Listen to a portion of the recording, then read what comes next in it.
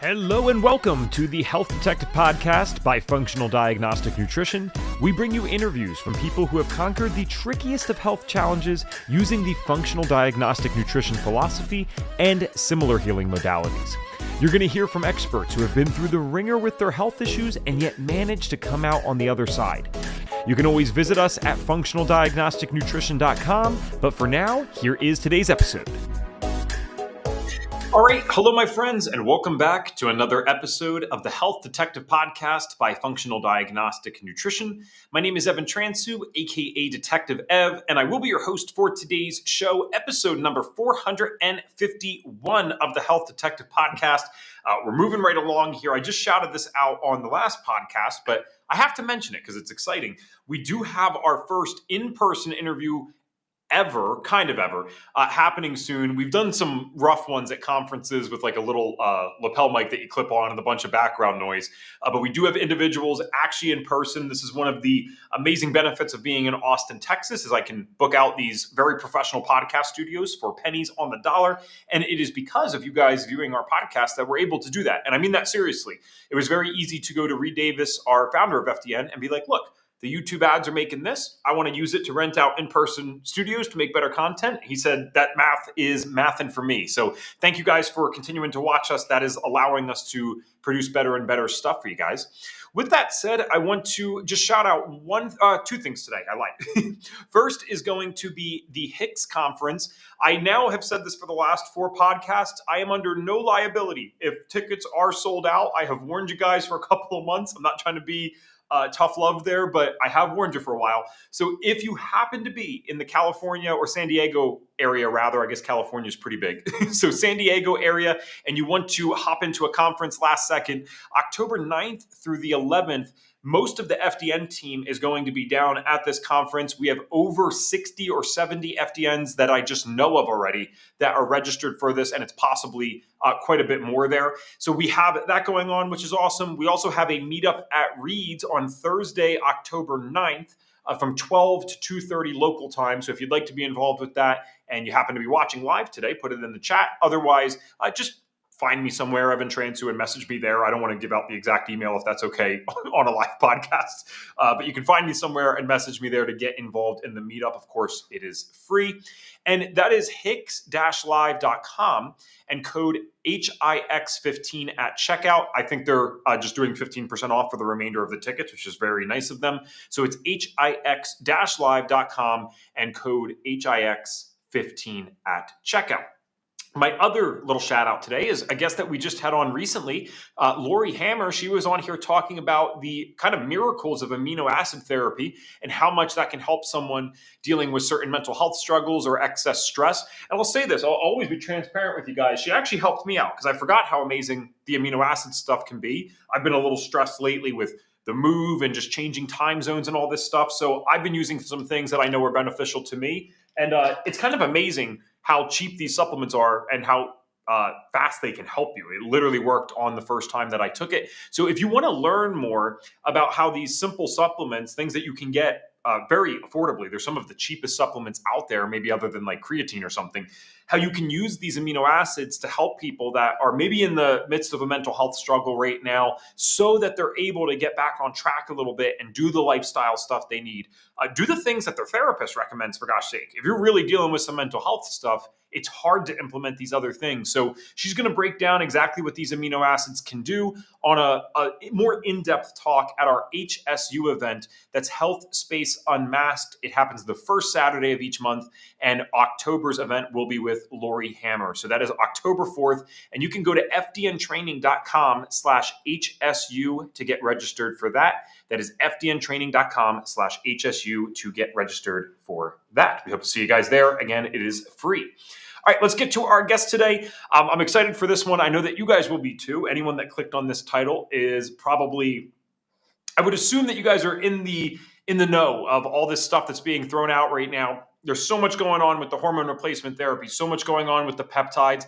How do we make sense of all of this? And we're going to be talking about at least some of that today, particularly on the hormone replacement therapy side.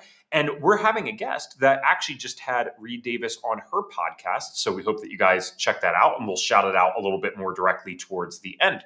So Dr. Jannine Krause is a naturopathic doctor, acupuncturist, and the host of the Health Fix podcast.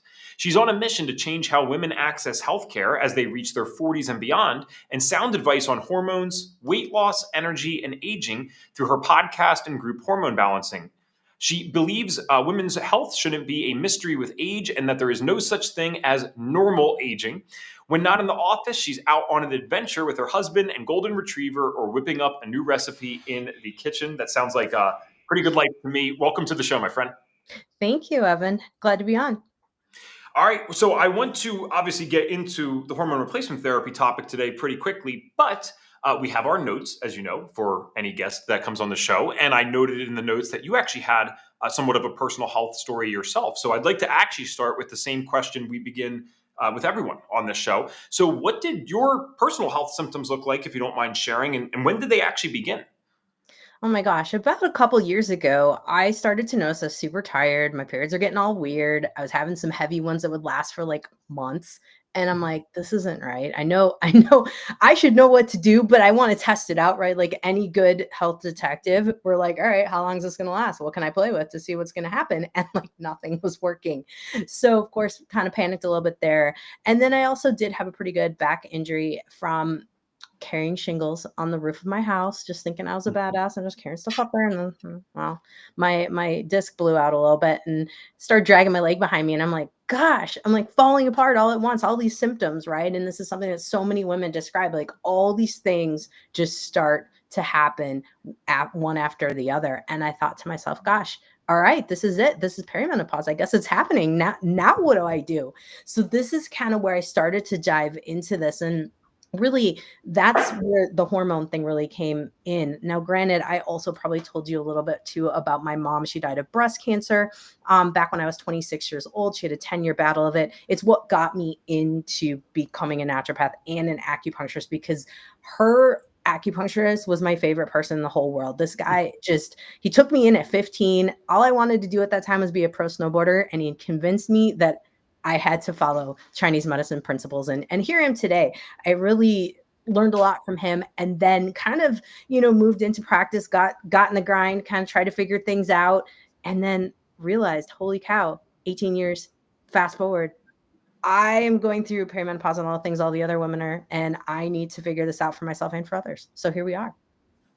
That's amazing that I always love the people that turn the pain into passion, man. It doesn't make any of this stuff okay or any better, but I think it's the only solution. I think it is the only path that makes the most sense, is to take the stuff that happens to us and use it to help other people. That's actually one of my favorite quotes. That's the final stage of healing, it says. So I'm sorry, were you 26 when your mother passed away, or was she 26? I was 26. Yeah, my mom was 50. No, she was 62.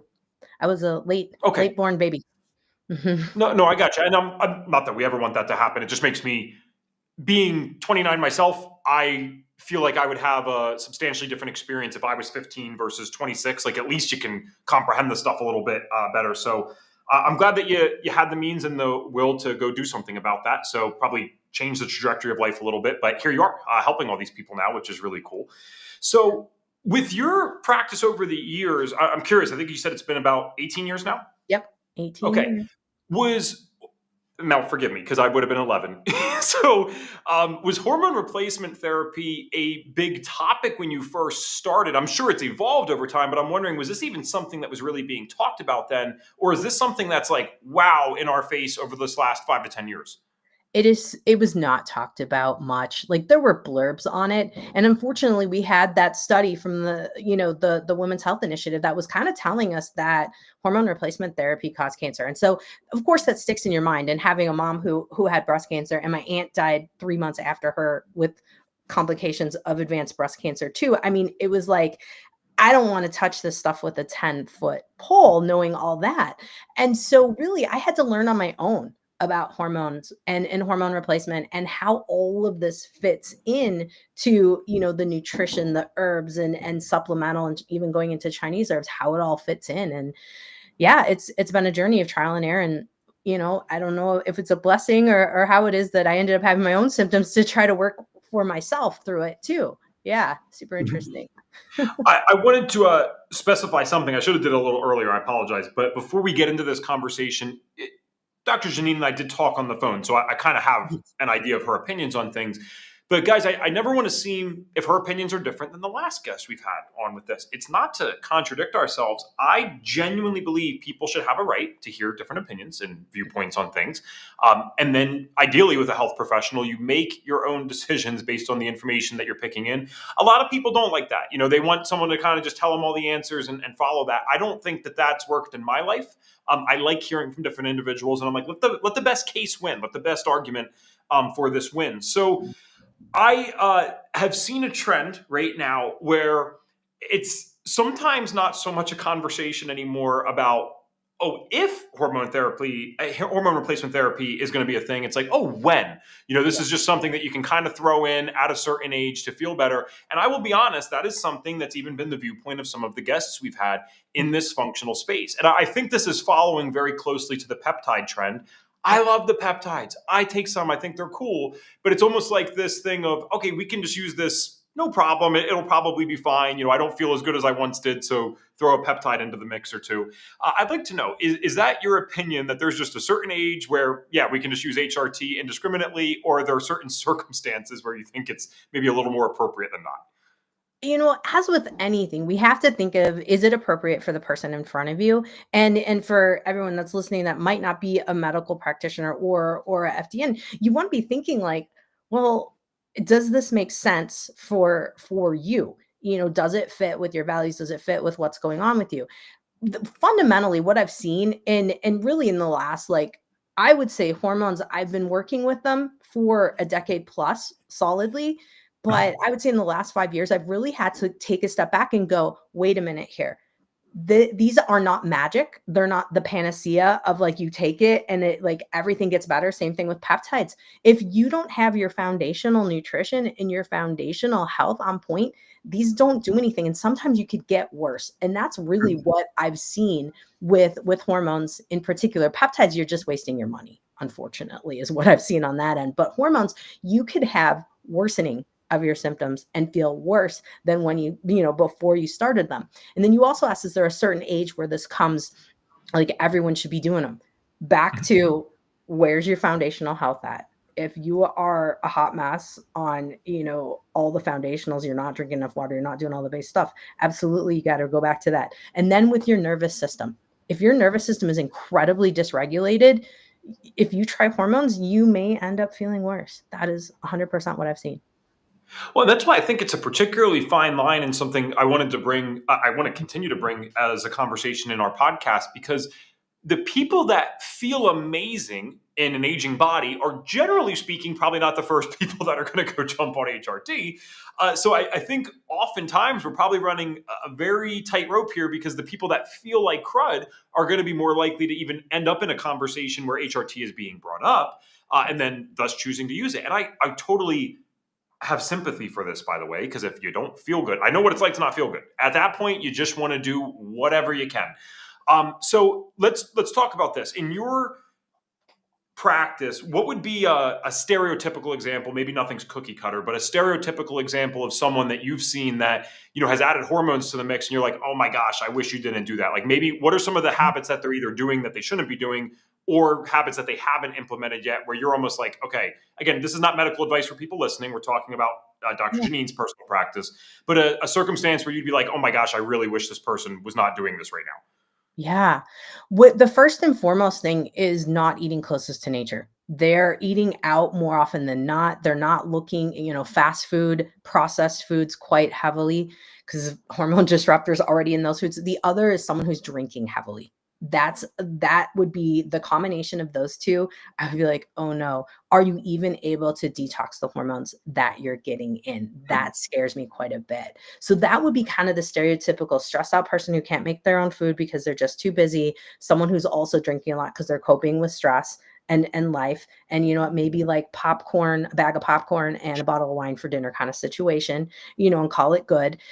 So, no judgment. I've been there, and not quite a bottle of wine, but popcorn for dinner happens, right? So it's those kind of situations where life is just so busy. You might be juggling parents, you might be juggling taking care of your kids, and the same thing, at the same time, and then a career. So it's when you're incredibly busy and you can't slow down and you're using a lot of convenience foods and things that have the hormone disruptors. That's really the biggest thing that I see. And if we're looking at like an extra added layer, it would be things like someone who maybe has mold exposure or Hmm. has some kind of Lyme, like chronic Lyme or something like that on top of it. So they're dealing with a chronic health condition and they're trying to throw the hormones at it to just get an edge up to feel better. That's such a good point. I mean, all of it's a good point, but especially with something like mold, with what we know what that does to the body. If they were getting actively exposed and just start pumping extra hormones in, holy cow, that might be a short term benefit at best. Yeah. So let's take the flip side of this then, and assuming that you do have this belief, is there a person that you would say is more ideally suited for it? And you're like, okay, yeah, I see it in this circumstance. Because again, going back to my original point, the people that feel great, you'd think generally speaking wouldn't go to this stuff. The people that don't feel great probably have some things to work on outside of just the hormone replacement therapy. So my question then would be, in your personal opinion, do you think that there are circumstances where this is justified or useful? And if so, what might that stereotypical picture look like? Absolutely. Absolutely. So we're talking someone that is, say, mid 40s, the period's getting wonky. Maybe they have it every 3 months. They're starting to notice like aches and pains in the body that don't really make sense. They didn't injure themselves. They're just not able to lift as heavy at the gym. Their brain, they're just feeling like, man, where did my brain go? They're having brain zaps. They can't concentrate and focus. They're like, do I need ADD meds? Like, what's going on here? And then the insomnia cases where someone's doing all the things, but they're awake at night, like 3 a.m., 4 a.m. We've checked for parasites, we've done all the other checks and we test the labs because I do think it is important to look at the hormones before you start throwing things at them. We look at the labs and like the hormones are actually bottomed out because this person is actually going into perimenopause and is heading towards menopause. At that case, I would be like, absolutely, let's start some hormones and see if you feel better. It's much like the concept of peptides. If the body's dialed in and you just want to feel even better, and there's just some nagging symptoms that you've gone through all the base stuff and it's all, taken care of, absolutely add in some hormones and see how it works for you. And I microdose a lot. I take a lot of crap from other docs because of it, but it seems that some people don't need, we're all individual. We're not cookie cutter. But yeah, my opinion is that there are certain folks that absolutely could benefit from hormones. And I do think as a longevity practice for protecting the brain, protecting the gut, all the other functions that estradiol has in the body, I think it's absolutely beneficial. It's just knowing what, how much your body can take and can you detox it effectively.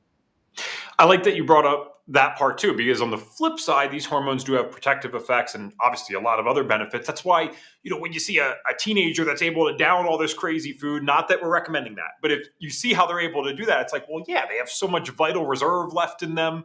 The hormones are pumping so that it brings its own problems, but it covers a lot of stuff as well. So it sounds like someone who is already trying a lot of the stuff and really committed to this natural lifestyle, they might be best to optimize. I guess one, just playing devil's advocate, like one question I would have is, if someone is truly doing all of the things, like in my FDN lens, my FDN world, I I would think that if someone had like insomnia, for example, I Mhm. would feel I'm missing something as a practitioner if I thought on paper they were doing all this stuff, but they were still dealing with this. So, is it your opinion that that is actually just a natural progression for some people? They end up with that stuff, or is it just, hey, you're doing as much as you reasonably can in an otherwise modern toxic world, and maybe your insomnia is coming from something that's just out of your control right now because you live in a city like me or something? Like, what? Why? I guess what I'm asking is, why would someone like a 40-year-old be subject to insomnia if they are doing all the right things? It's a great question. And the truth is like, yeah, there are some things with the environment we can't, overcome. The other thing is the stress on the body. And I think right now we kind of have the idea with different things like brain tap and heart math and all those of and watching HRV and different things that what we need to do. But there are still folks that their systems do not reset for one reason or other. So I think we still are at a level of understanding bodies and psyches and energetic too. If we go, even into the realm of quantum and looking at energetics as a whole, I think there is some level of imbalance that we sometimes can't tap into, even though we are doing a lot of things. It does come down to, if we're talking, to Joe Dispenza, right? Or somebody of that nature, they're going to be like, how are you thinking, right? What are you thinking about? And I think for some people, modern life is the impeding factor here. And Gotcha. yeah. Okay. And I'm all for that. I get that one, especially as a guy who's about to turn 30. When I had mold exposure, I think I told you this actually. I had an experience where my testosterone dropped pretty notably. It technically didn't qualify as low, so it was kind of crazy what they were willing to do for me. That's a whole separate conversation, which we will get to today. But I wouldn't want that, right? If I'm 40 or 50 and I'm doing all my stuff, but because I was chronically ill for the first 20 years of my life, maybe I tapped out some of my vital reserve that my ancestors would have otherwise had at 40 or 50. I would love to believe I'm above, taking testosterone in the arm at that age. I'm not above it. I will do that the second I don't feel fantastic anymore and I'm otherwise doing all the things. So as we've said a few times, no shame in any of this. It's just making sure that we're doing it at an appropriate time, because if I was doing all my other crazy stuff that I used to do before I knew about FDN and this way of living, my family has a history of some heart issues, for example. My grandfather had some heart issues. So the last thing I'd want to be doing is pumping in, testosterone into myself and my arm just because I, don't want to do other lifestyle things and fix that stuff up. So that's kind of a perfect segue into this next part I wanted to talk about. Well, let me see if you resonate with this first. Do you think some of the reason that the last 5 years in particular has been so crazy with all these conversations around HRT is not only because of the internet and yes, people talking about it online, but these like clinics are popping up everywhere, right? These hormone replacement clinics, and you have the clinics that just do peptides, and many of them do both, correct? Absolutely. Yeah, these anti-aging clinics, I lovingly call them boner clinics, but here neither here nor there. It's more that like, yes, and they're cookie cutter stuff. Yeah, it's hot right now. It's almost like the McDonald's of healthcare, like what you need, like some days I feel, even when folks come to me who are used to that kind of environment, I feel like I'm like a glorified drug dealer some days. 'Cause I'm like, so yeah, I think it really is becoming more of a popular conversation because the clinics are just exploding and people are seeing it as a very easy and quick way to make money. I mean, let's be Yeah. honest.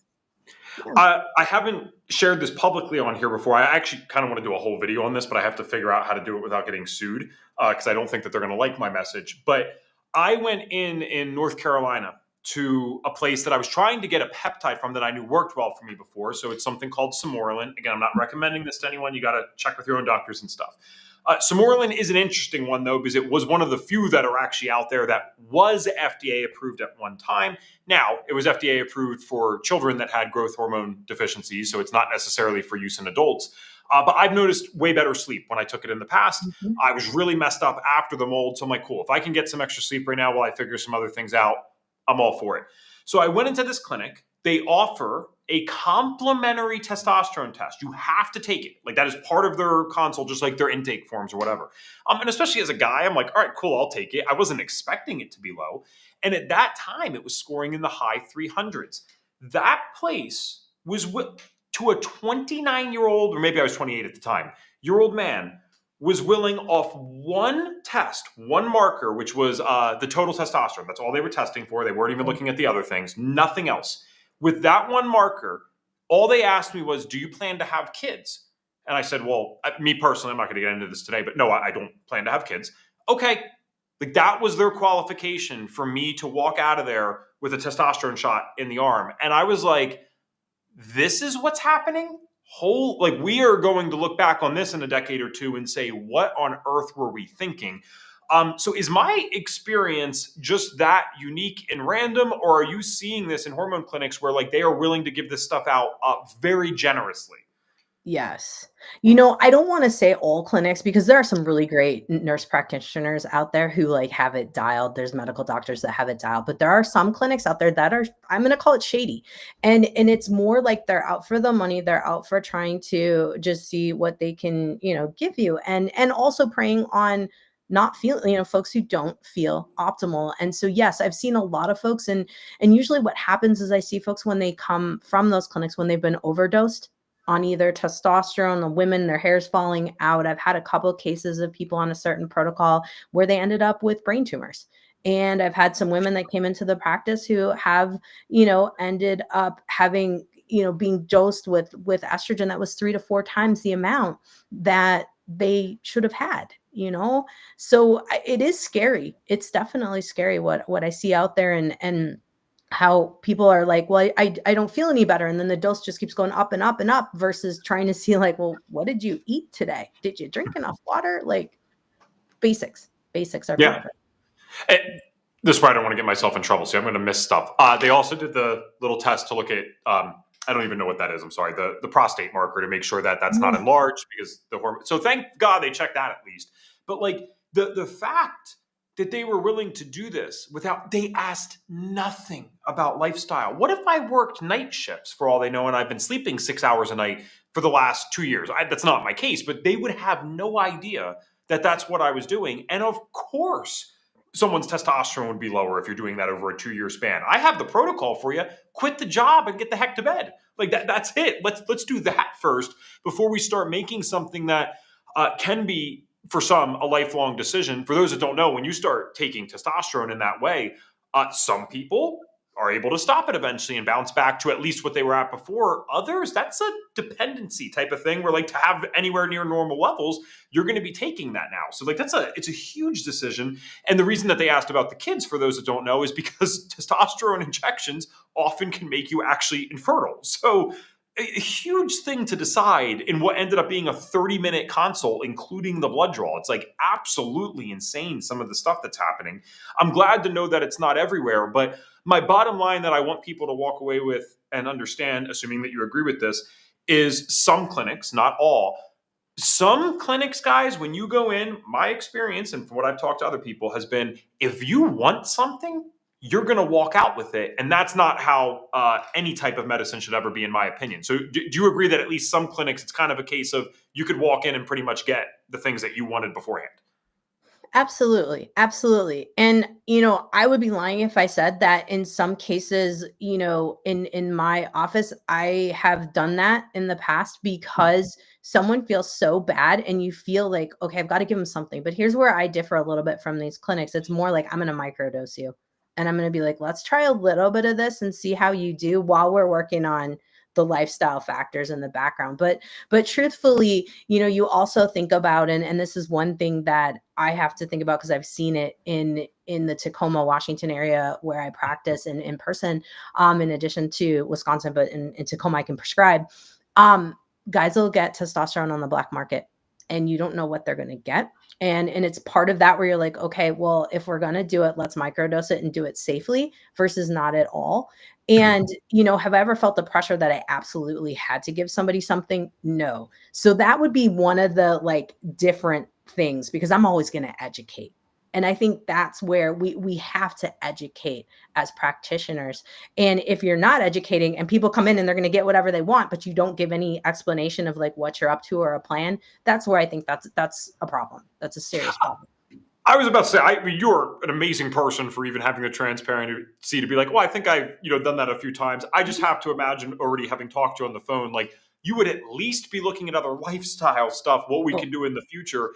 And to your point, the microdosing, plus you're saying that this person's also in a really severe situation where they don't feel bad. I'm not, some jerk that doesn't want people to feel good. I'm saying, like, I didn't walk into that clinic in my case Yeah. feeling that terrible. I said, I'm having some minor trouble sleeping. That's what I didn't even come in for testosterone. I came in for something else. And now you're guiding me towards this thing. So that's where I found it to be very scary and almost manipulative. Like, I wasn't even looking, that's not even on my radar. And you're guiding me towards this now from something that you forced me to do, more or less, if I wanted to complete the intake. So just watch out for that stuff. I'll name the business when I figure out how to do this legally on the podcast, but I'll save you guys for that one today, or spare you on that one today.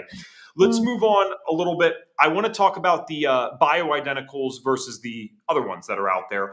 Yep. I actually don't know the answer to this. I've heard so much or so many opinions on bioidenticals are really not that different. There's no studies showing it's different. I would like to know from a naturopathic doctor, what is your opinion on this stuff? Do you only go bioidenticals, or is that just hype and that's not actually a thing?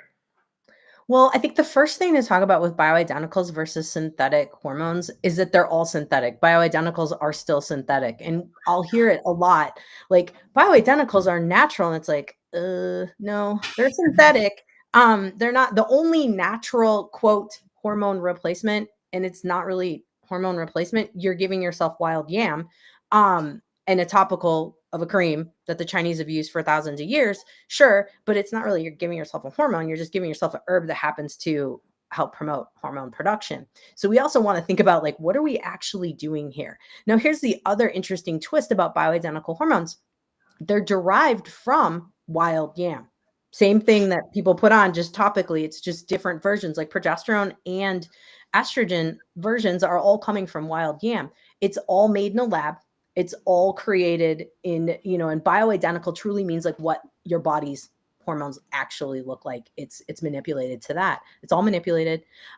Is synthetic better than bioidentical? The only reason I choose bioidentical over synthetic is because all of the synthetic items out there, twofold. One, I shouldn't say all, of the most ones that you can get a hold of right now, let's talk about it that way, that you can prescribe and get a hold of out there have parabens or phthalates in them. Why are we pushing stuff that has stuff that causes cancer? Oh, so I tend to recommend bioidentical that does not have any of the parabens, like the patches out there, the different companies that make the patches, there is not parabens in there. Now, if we're looking at common prescribed estradiol bioidentical cream that comes over prescription, that has parabens in it, methyl or ethyl paraben. Read the label. You guys can all read, you can see it for yourself. It's on there. You can Google label of, bioidentical estradiol.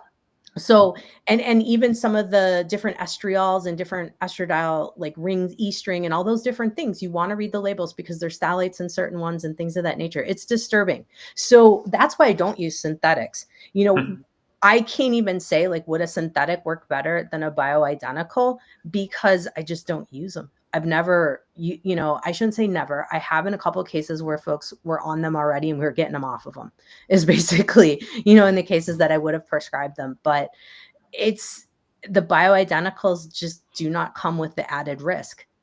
That's all I can say. That's Yeah, no. That's actually such a great point. I did not know this, so thank you. I'm assuming a lot of our audience did not know that either. By the way, we are about the halfway mark. I'm not surprised. I see quite a few of you on. If you have any questions that you want to throw into the chat, I'd love to humor it. We'll see if there's any good ones for our guests today.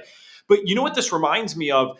Because the reason I asked you, and the reason I had ignorance around this, is because I haven't dove into the literature myself, but I will see directly on some of these websites, it will say something along the lines of, bioidenticals have not been shown to do anything like different than the synthetic ones. Even though, again, I guess they're all synthetic. But that to me reminds me very much of the argument that organic food, conventionally grown organic foods, like, if they're in the normal supermarkets and stuff, have not been shown to have any higher nutrient content than non-organic food. Now, people get upset with that and think that's like a conspiracy. It's like, no, that's actually true that organic food in general, I mean, if you're getting it from your local farmer who raises this perfectly and knows what they're doing and you didn't have to ship it anywhere, fine, that's going to have more nutrient content. But your average Walmart organic produce is not going to have any more nutrient content, generally speaking, than the non-organic stuff somewhere else.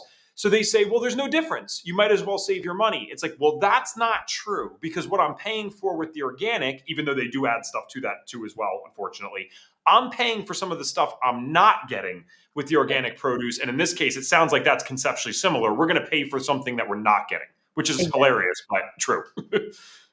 100%. Yep. That's exactly the concept. Yep. Yeah, I'm a good American just like anyone else, but I have more and more European friends increasingly because of the internet. And sometimes I do understand why they get confused about some of the things we do out here. Because like when I say that out loud, I do realize how ridiculous that is. I have to pay. So I have to be privileged enough to earn the income to go pay to not be poisoned extra on my food for something as basic as like vegetables. That's no bueno.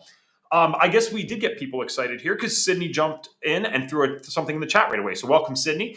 With the creams, would you recommend that we get it compounded at a pharmacy? I'll just say this again. I have to, guys. I'm sorry. So she's not recommending this for you personally, Sydney. This is just maybe your opinion, Dr. Jannine, and something that you do in practice. So generally, do you like to get the creams from the compound pharmacy? Sorry. I do.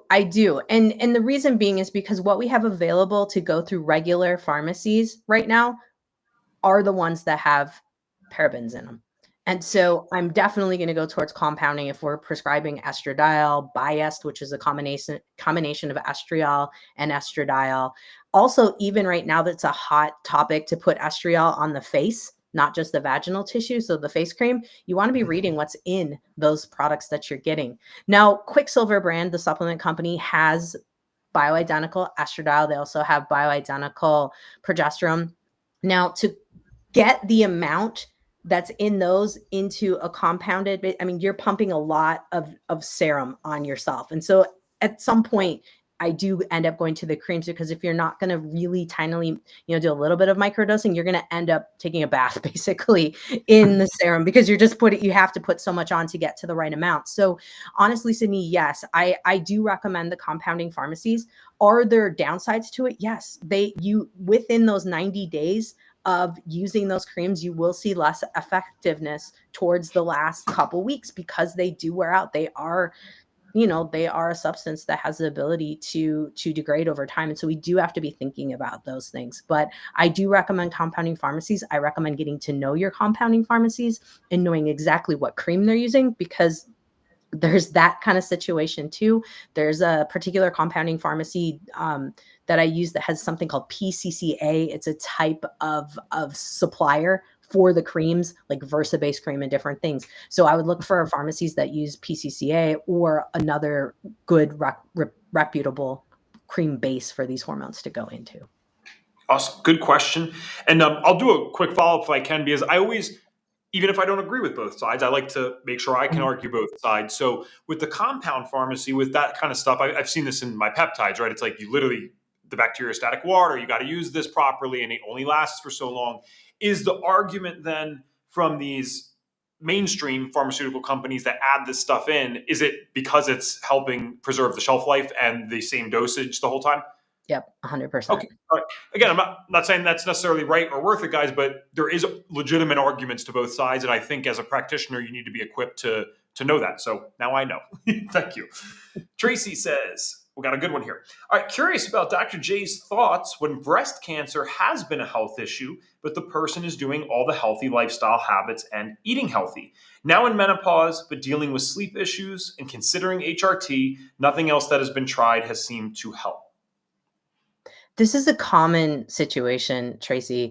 I see a lot of women in this where maybe they've had breast cancer, maybe they've had family history of breast cancer, and nothing was working. And that's kind of where I was at. I was kind of dabbling in the Chinese medicine, and it worked to a point, but just needed a little bit more, especially when I was bleeding for weeks on end. I had to come up with something. But in the case of breast cancer and being a health issue, I do use it in people who have had breast cancer. The key component here, low dosage. Test, and test. You just have to make sure that you've got like a every 90 day at first, for at least the first 2 years. I'm a little bit of an over tester. I've been told I'm an over tester. I don't care. It's safety for us. We're also looking at symptoms. We're also looking at lifestyle. As long as someone's maintaining a healthy lifestyle, and I believe that they are, because sometimes, you got to wonder, but as long as I know that that's happening, I have no problem recommending it. Now, on the flip side for that, have I ever had someone who came to my practice, was using bioidentical hormones, and ended up with cancer? Yes, that has happened. Not often, but it does happen. And we have to look. This is where lifestyle is so important. Exposures are really important. I do, I'm maybe a little neurotic, but I'll have people check their house for mold. I'll have them look at air quality as a whole. Have them look at water quality too. And then we do a huge look into stress, because stress is such a factor that can mess with us. So I wouldn't be afraid of it. It's more on the level of micro dosing and repeating testing to make sure everything looks good. Well, don't worry. You're amongst some fellow neurotic folks here, so don't worry. I think that's a great way to do it. And I'm going to argue to absurdity to make the point here. So with the testing, I never even thought about it that way. So not that this is practical, but in theory, if someone was to use this stuff and they were testing the hormones every week, every day, like again, that's ridiculous, but you would technically then be able to see the first sign of something going awry and you could just adjust accordingly. So, like, if someone really did do that much effort, the testing is probably a key component in making sure that you're significantly safer long term, right? I absolutely think so. Here's the thing, like, if and do I have a perfect protocol? No. Is it evolving? Absolutely, especially as I have seen an uptick in cancer in my practice in the last couple of years. So, it's making sure we're getting breast exams, self breast exams are most important out of all of them because you're going to feel something more. And then I do look at thermography, I do look at ultrasound, then I kind of go into the mammograms, but I definitely want folks doing that kind of testing too to make sure that we're going to catch something. But C-reactive protein will go up and exponential, as we know, exponential levels. If we see that sucker jump way up, we know, red flag. If we know that on a Dutch test, someone's not metabolizing their hormones well, we know that we've got to be on top of that too. Or if we see the quinoline, I can never say that word, right? Anyway, if we see the Funny 4 because I can't either, and I know what you mean. So that, hopefully the audience is like that. 4OH, the 4OH pathway, if that sucker goes up, we know we got problems. And so it's looking at that side of things and really watching it because those are going to be big flags. We're also looking at MPV, so mean platelet volume. There's clues. There's clues. And can I say that I've had some cases where there weren't clues, but we had someone on and off hormones and it wasn't, a clear-cut situation. Yeah, that happens. But there's always the, CYA to make sure you're on top of it as best as possible. Like things in life happen, but there are clues. There are clues for sure. Great. Thanks, guys, for bringing some awesome questions today. We got Angie up next. How do you recommend or treat BHRT for women who are postmenopausal that have had full hysterectomy versus those who still have their parts left? I'm sorry to beat a dead horse, but again, obviously this would not be directly for you, Angie, but just asking Dr. Jannine's opinion here. So what do you think about this? Yeah, I think it's worth it. We were taught back in my days at Bastyr, I was taught, like, do not give a woman any bioidentical hormones 10 years after their last period. That's not necessarily the case anymore. I've used it microdose. Again, I will probably beat that horse over here, but I have used it microdosing. And typically, those who have their parts left versus those who don't, I believe the body was designed to use progesterone and estrogen together. If someone has missing their uterus because it's been taken out with the hysterectomy, but the ovaries are left, there's commonplace practice to just use estrogen. Well, estrogen needs something to oppose it. What are we going to use to oppose it? So I will tend to use sometimes progesterone, or I'll use evening primrose oil or chasteberry or the herbs just to oppose it a little bit, to give the body a little sense of its natural rhythms. So technically, depending on someone's situation, I usually am going to treat them very similarly because I do believe that even if we've had a hysterectomy, we still cycle. I mean, we still need the progesterone just as much as someone who is in full menopause. We still cycle there too. So I'm more about mimicking what the pituitary is sending down and what's going through the adrenal glands and what to do there. And anyone postmenopausal, the biggest thing here is supporting the adrenal glands because they're what's making the hormones. And they can do it to the day we die. We can make hormones. I think this is the other biggest misconception that we put out there, that we can't make hormones. I have women that are in their 80s in my practice who are making hormones on their own just fine. Just fine. So, I'm going to put that out there as well, that we have this, but it's a tool, if we're not feeling 100%, but at the end of the day, you don't have to. So. Sure. All right. The audience questions have paused for a second, which I'm actually glad because I don't want to leave anyone out. But I had to ask Dr. Jannine this today because this was something we had talked about on the phone. And we don't get to talk to many acupuncturists because, again, in addition to being a naturopathic doctor, you're also an acupuncturist.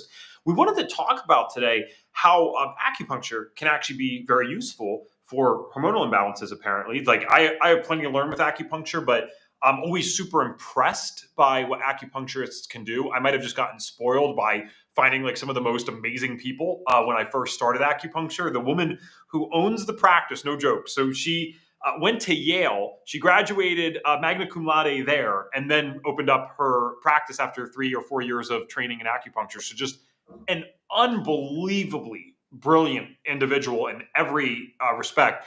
Always learning, always adding stuff. And I think I told you on the phone, it's probably silly to you, but the thing that sold me on acupuncture the most is when I went the first time, one of her clinicians, Paulo, poked on my stomach. He's like, "Does this hurt?" I'm like, "Ow, yeah, that hurts." It was like a 6 out of 10. And then he goes down my foot, he flicks a needle into my pinky toe or something, and he's like, "How about now?" And it dropped like a 1 out of 10. I was like, okay, I don't know what magic you just did that a needle in my pinky toe leads to lessened pain in this specific spot on my stomach, but I am sold. So we might not be able to talk about that part today, but I would like to know how acupuncture can be useful for helping hormonal balance. Oh my gosh. Well, we're very similarly. The channels are all connected with like literally entwined into our blood vessel system, and in particularly lymphatics. And the gut's actually a good point because a lot of women will have digestive issues, whether it's going towards constipation or going towards loose stools. And so with Chinese medicine, we kind of have to figure out, is it a yang, so a heat kind of thing, or is it a yin kind of thing? Like, where are we in that department? And if it's not necessarily a temperature kind of situation someone's dealing with, we're looking like, is it a blood stagnation, meaning circulation isn't moving, or is it a qi stagnation, meaning energy is not moving, something of that nature. And so with hormones, most people, and most women's in particular, when we're going through perimenopause, are going to be in a state of kidney yin deficiency. As we go into menopause, it's kidney yin and yang that start to show up. So that's when all the mixed kind of symptoms will happen as we're starting to shift our fuel over fully to the adrenal glands. And so what we're looking at is points that help us with boosting the kidney, points that help us with boosting the spleen, which is the digestive channel, which that pinky point may have been something, could have been something more, like pinky in particular is more urinary bladder channel, but could have been something for a release point, something of that nature. All the points at the end of our channels are for acute situations. So if we take it to the other side of the foot, on the inside of your big toe, like right at the edge of like the nail, if we needle that point, we can stop blood flow.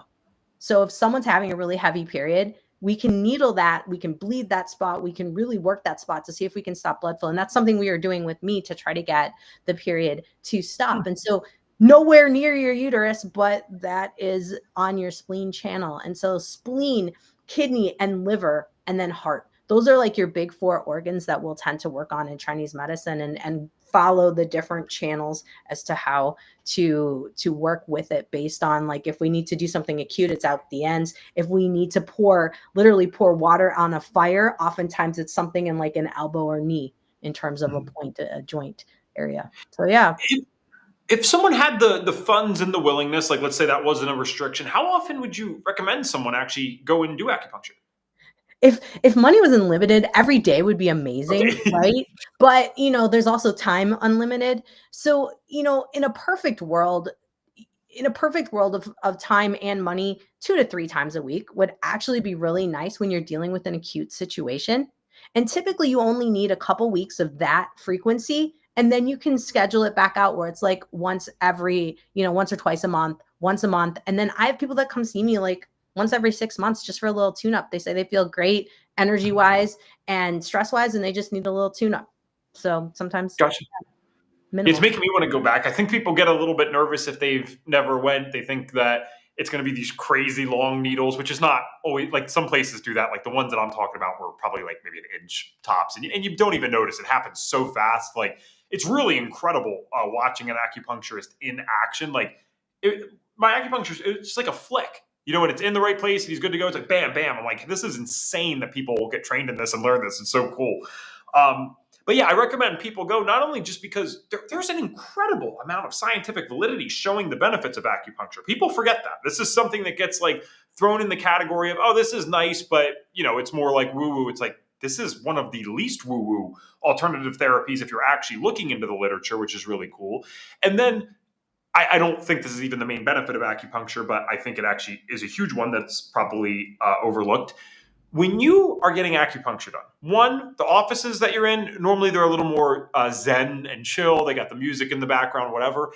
It's also fairly hard to scroll on your phone when you got needles throughout your body. Generally speaking, you got to just kind of chill out and relax. So I've always found that one of the other benefits that I get from going is just I got to be still for a little bit. In my craziness that I am all day long, I just got to be still. So if you can go, please try to go get that done. I think that'd be a great idea. All right. Mhm. Russ did throw something in here. We got you, Russ. Yeah, no problem. We got a few minutes left, so all good. Joined late, been on TRT injections for almost 2 years. I enjoy the overall benefits, but acne has been terrible since then. I need to do something different. Any suggestions? Okay. Yeah, typically when I see acne with TRT and it just does not want to resolve, I'm going to try to switch to a cream or a troche, which is something you can suck on, not to promote Zyn, but it's kind of like those kind of things where you can suck on a little patch of something. And then you also have the ability to do drops from a compounding pharmacy. But over the counter, not over the counter, but regular pharmacies, there are options for the Atrivas gel and different things. So I usually will switch because what's happening is that testosterone is building up in the system. You're not detoxing it effectively. And so that acne is it holding on in the system. Now, could you use something like diindolylmethane, which is an extract of cabbage and cauliflower and broccoli? Sure. Sometimes that helps folks. Not all the time. Sometimes I'll even go down the route of saw palmetto and things we would think of for prostate kind of situations too, and see if lycopene and prostate formula like a benign like a BPH formula might help. But typically, I'm going to start with diindolylmethane and probably move over to a topical cream and get some testing done where they actually look at your free and total, have them test it in the morning, not the afternoon, because morning testosterone is going to show you your peak levels, because afternoon you're already going to be bottomed out. It's an old school trick of a lot of guys who want more testosterone. They go in the afternoon to get their labs tested. You figure that out pretty quick too in the industry. So Russ, I go in the morning, get some labs tested, but make sure they do free total and bioavailable for you in the blood to see what's going on there. And then consider even a Dutch test. I know Dutch tests are kind of, that's for gals. I do it on guys too, just to see how you're processing those hormones through your liver. And that way it gives you a little more information, and it'll give whatever practitioner that's been prescribing this a possibility to dial in your formula a little bit better. And Russ, just remember, man, when in doubt, it's way better to be jacked and have acne than to be skinny and no acne. So I'm just kidding. I know Russ, so I'm just messing with him a little bit there. But yeah, when in doubt, you're on the right track, brother. Don't you worry. All right, we got to wrap this up here. I'm glad you appreciate my sense of humor, Dr. I think I thought I was safe with you when you said boner clinics earlier. I'm like, okay, we're probably of the same cut from the same cloth here. So I'd like to talk about obviously where they can find you. We do have a large audience, which is awesome. So I would have to imagine at least someone listening either right now or in the future is going to be local to you. So let's please talk about any local options that they have or where you do things online. Yeah. So if you are in the Tacoma, Washington area, I show up there 4 times a year. That's where I used to practice.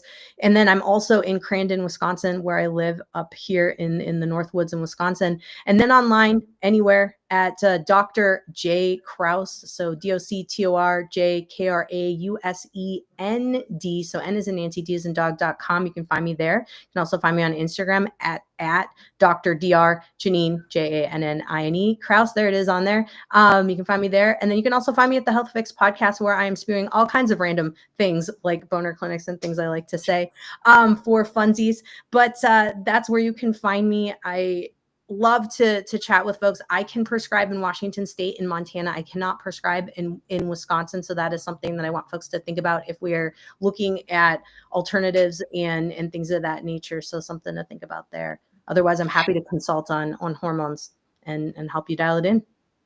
Yeah, and guys, as FDNs, I hope everyone's clear on this, because I know we have trainees that sometimes watch, graduates. Sometimes people aren't even an FDN, and we love that. That's all right too. When we're bringing this stuff on, yeah, the average FDN is not a doctor or something. You guys are not able to do this at all. But we have these conversations for 2 reasons. One, you need to know about it, because you're going to get people that you work with that are doing this stuff. And even if you can't say to do it or not to do it, because that's not within your scope at all, at least you have some knowledge about it, so you can be a smarter practitioner. And then number 2, there is nothing wrong with telling someone, hey, I would like you to talk to this person to see what could happen there. And now you have a connection in your belt. Or under your belt that could be very useful. Dr. Jannine could be useful in certain circumstances, depending on the clients or type of people that you take on. And she knows Reed. She has had Reed on the podcast. I believe at the time of us doing this, which is September 25th, 2025, it's been what, maybe a month since you had him on? Yep. Or it's been released?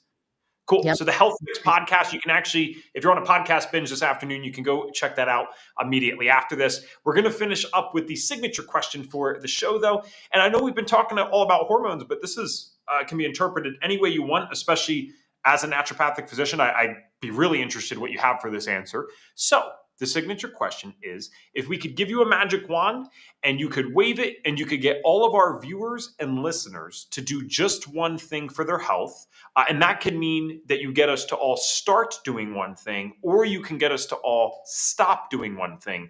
What is the one thing that you get us to do? Oh my goodness, I love it. I love that question. I would love everyone to get out and play. That's what I want people to do. Get out and move. We'll smile more. We're out in fresh air and we are getting our circulation going. Because at the end of the day, most of the issues that I see going down with folks as we get older are due to poor circulation, just not moving the blood. Thank you so much for coming on today. This was great. If you guys could drop a thank you in the chat if you like this, it's not just for the sake of saying thank you. It lets us know that this is the type of content that you want. Also, our guests can't see that people are on, so they just have to take my word for it. The comments help today, but please drop a thank you if you like it. And again, we appreciate you coming on behalf of FDN. Hey, my pleasure. Thanks for having me.